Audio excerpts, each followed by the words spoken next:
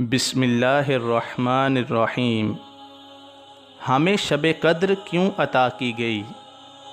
بنی اسرائیل میں ایک صالح شخص جن کا نام شمعون تھا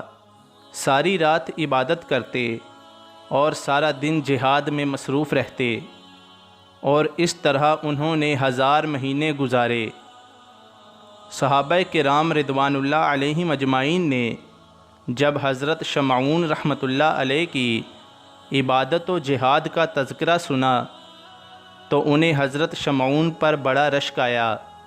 اور پیارے آقا صلی اللہ علیہ وآلہ وسلم کی خدمت بابرکت میں عرض کی، یا رسول اللہ صلی اللہ علیہ وآلہ وسلم، ہمیں تو بہت تھوڑی عمریں ملی ہیں، اس میں بھی کچھ حصہ نیند میں گزر جاتا ہے تو کچھ طلب معاش میں، کھانے پکانے میں اور دیگر کاموں میں بھی کچھ وقت صرف ہو جاتا ہے،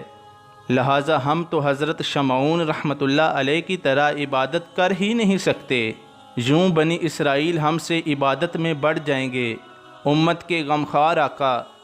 صلی اللہ علیہ وآلہ وسلم یہ سن کر غمگین ہو گئے۔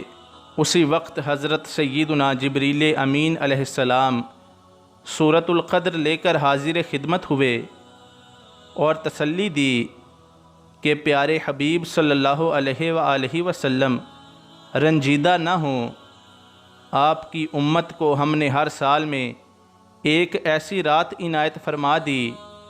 کہ اگر وہ اس رات میں عبادت کریں گے تو حضرت شمعون رحمۃ اللہ علیہ کی